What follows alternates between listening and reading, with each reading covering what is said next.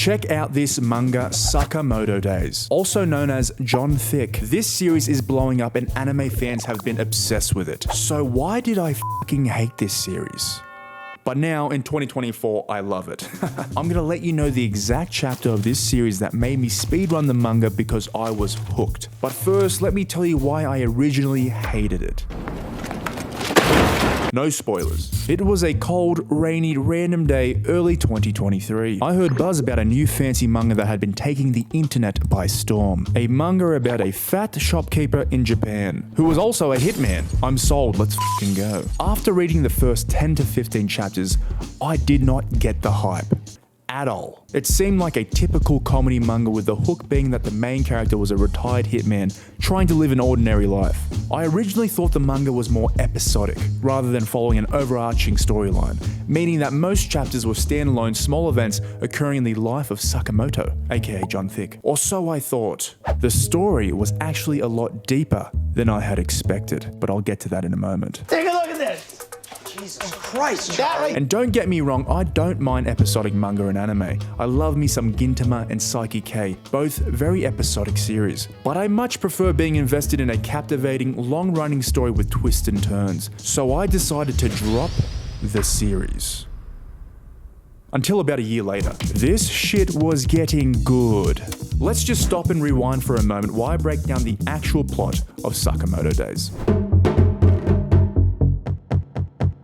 Sakamoto Days is pretty much if John Wick was an anime, but he was also a hefty boy. That's exactly how I'd sell this manga to my mates, but that would still be doing it a disservice. Sakamoto Days follows Taro Sakamoto, the greatest hitman that ever was. He retires from being a killer for hire to start a family and run a convenience store. Sounds boring? Stick with me because this is where the hook comes in and the John Wickness of the series. A contract is sent out for Sakamoto because in this line of work you don't just get to leave. Thus this series pretty much becoming John Wick Chapter 2.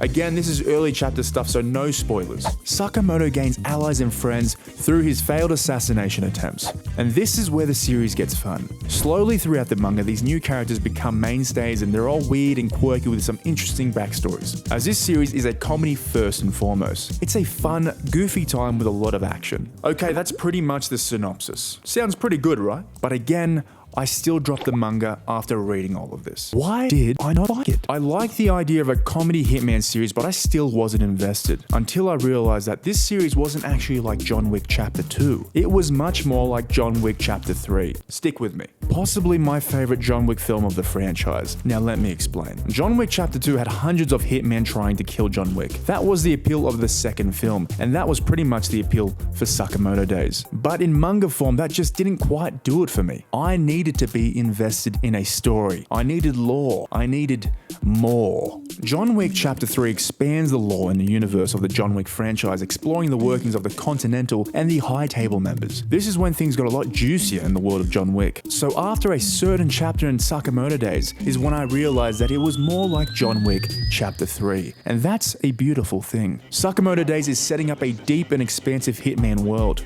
or at least more deep than I originally thought. And that's why in 2024, I love Sakamoto Days. Sakamoto Days has interesting characters, plot development, solid action scenes that rival even the big three. And now, a mysterious universe that I want to know more about. And to top it off, Sakamoto Days has something that John Wick doesn't got.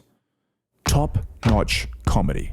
At the start of this video, I said I was going to reveal the exact moment when this series hooked me. That moment was, drumroll please, Chapter 26. Again, I'm not going to spoil anything, but I'll keep it vague. The manga strongly alludes to setting up their own sort of continental and high table characters. It reminds me of early One Piece days where we see glimpses of the powerful Yonko, excited to see Luffy face off against these big players in the near future. Anyways, I'm excited to see Taro Sakamoto match up against these future enemies and to finally see Sakamoto live a peaceful life with his wife and daughter. Or will this story end up like John Wick Chapter 4? That's the video. Like and subscribe. Thanks.